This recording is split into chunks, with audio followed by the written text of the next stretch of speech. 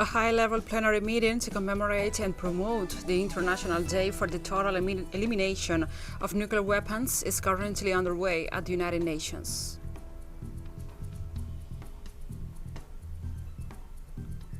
The third round of talks between the delegations of the Venezuelan government and the opposition sectors, hosted by Mexico, also concluded on Monday.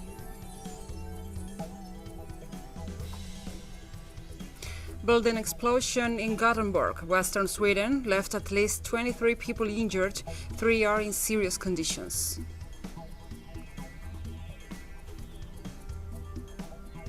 From the headquarters of TeleSUR English in Havana, Cuba, this is From the South. I'm your host, Gladys Quesada.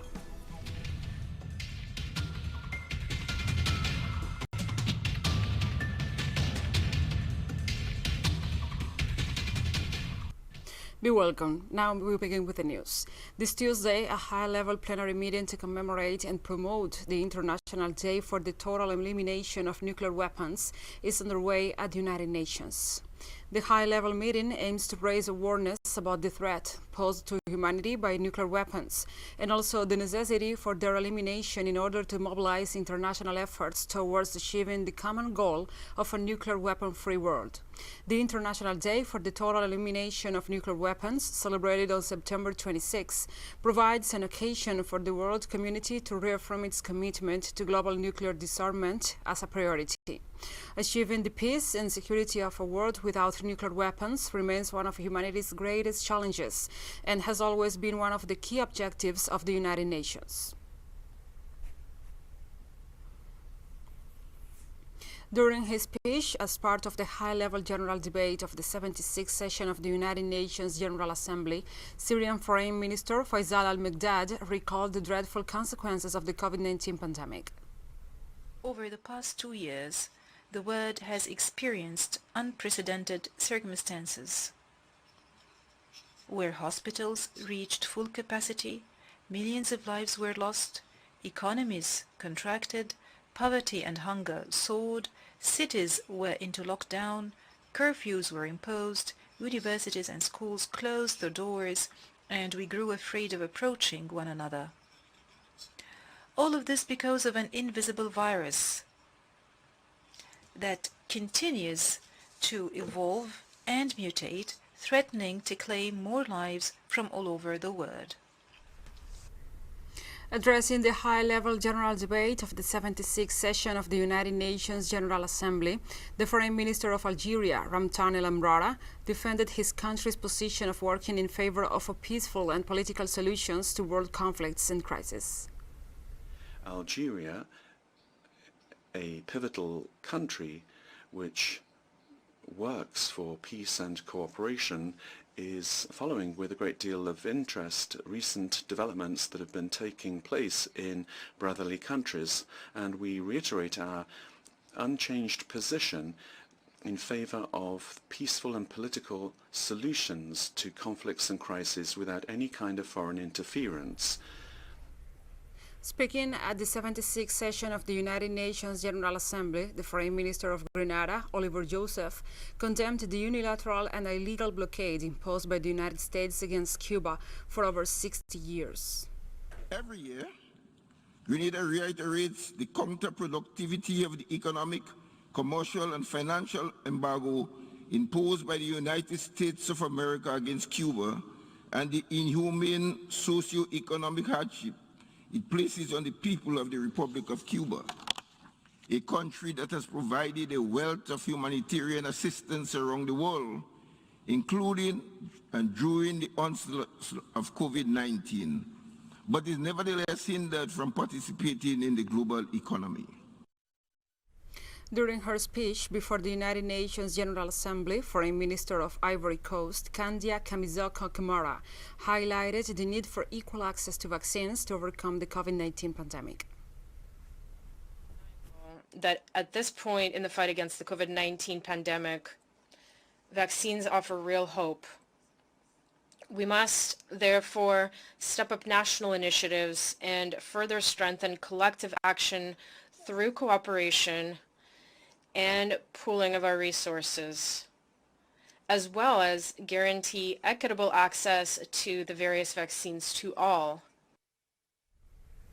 As part of the annual addresses to the United Nations General Assembly, the Foreign Minister of Eritrea, Ousmane Saleh Mohamed, stated that current global situation calls for a stronger United Nations.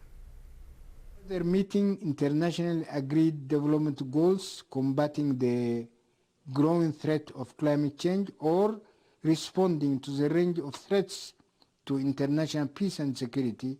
The enormity of today's global change calls for a stronger United Nations that is more representative, transparent, and most importantly, effective. Also, as part of the high-level United Nations General Debate, the Foreign Minister of São Tomé and Príncipe, Edith Tenjua, highlighted the importance of the United Nations as an organization that represents hope for millions of people around the world. Indeed, our generation cannot shirk nor delay our responsibility for providing global answers that demand, frankly speaking, the adoption of mainstreamed and collective commitments. The United Nations represent hope for millions of people whose gaze turn to us at this time with the belief that we are on the verge of something new and better for the world. And we'll be right back after this very short break, so don't go away.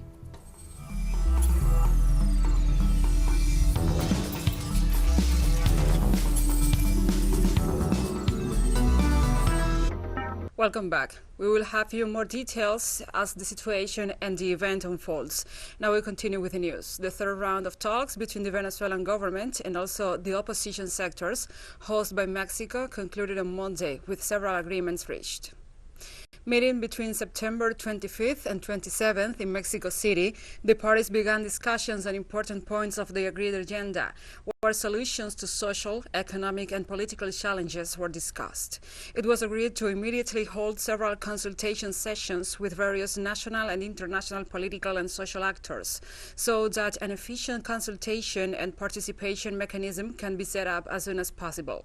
The delegations expressed their rejection of the acts of xenophobia and violence against Venezuelans that recently occurred in Chile, which represents a serious violation of their rights, and also condemned the hate campaigns against Venezuelans residing in various countries.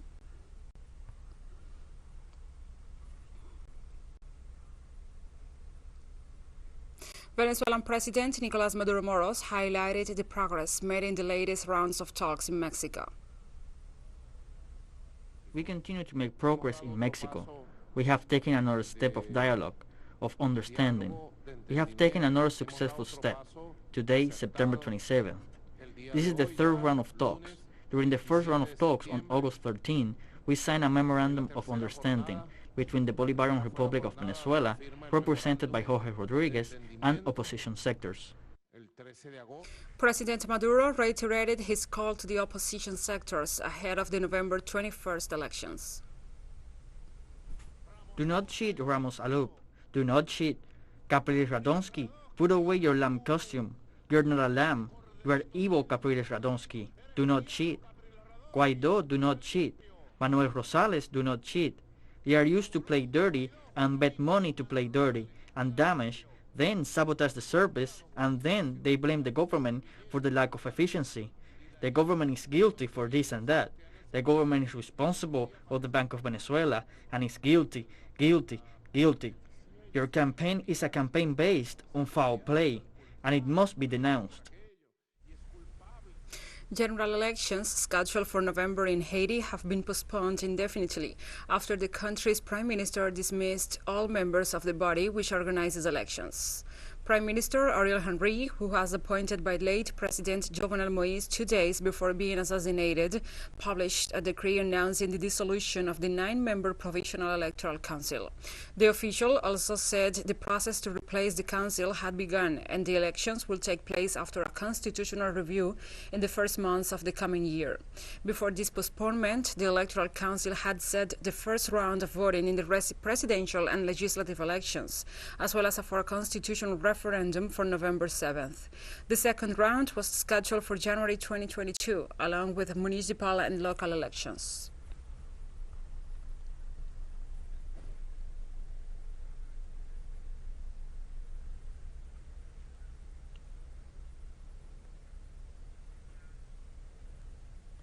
The Biden administration has deported more than 3,000 Haitians from the United States since last week, a nearly even mix of single adults and families. The United States Department of Homeland Security sent a statement that another 3,900 Haitians are in government custody. And a short break, so stay with us.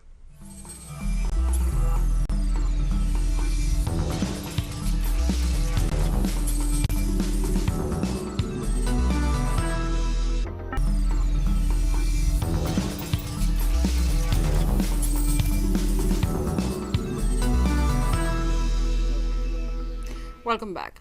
This Tuesday, an explosion at building complex in Gothenburg, western Sweden, left at least 23 people injured.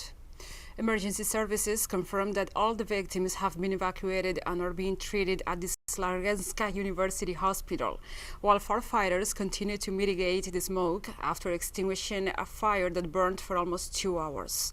According to health authorities, 3 of the wounded are in serious conditions, all women between 60 and 80 years old. Authorities said an investigation is underway to determine the cause of the explosion.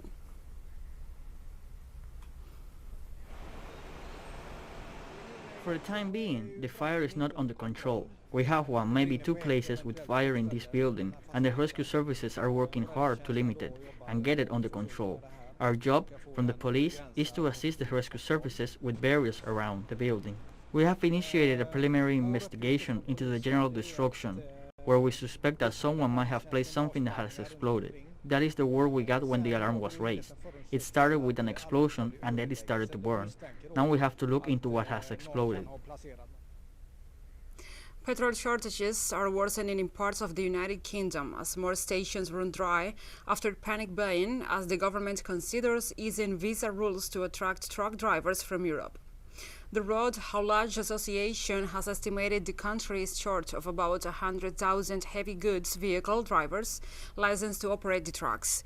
The trucking industry body has called on the government to allow short-term visas for international drivers to enter Britain and fill the gap, while British drivers are being trained for the future. The retail industry warned Prime Minister Boris Johnson's administration that unless it moves to alleviate an acute shortages of truckers in the next 10 days, then significant disruption was inevitable in the run-up to Christmas.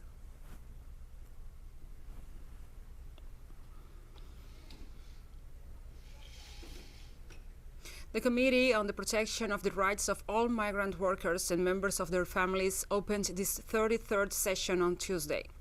Ibrahim Zolama, chief of the Human Rights Treaties branch at the Office of the High Commissioner for Human Rights, commended the committee for the development and adoption of a general comment on migrants' rights to liberty and freedom from arbitrary detention. He further noted that the COVID-19 pandemic had drastically affected all forms of human mobility, leaving hundreds of thousands of migrants stranded and unable to return to their home countries. During the pandemic, migrant workers have been at high risk of infection with COVID-19 due to overcrowding and lack of access to basic services in immigration detention.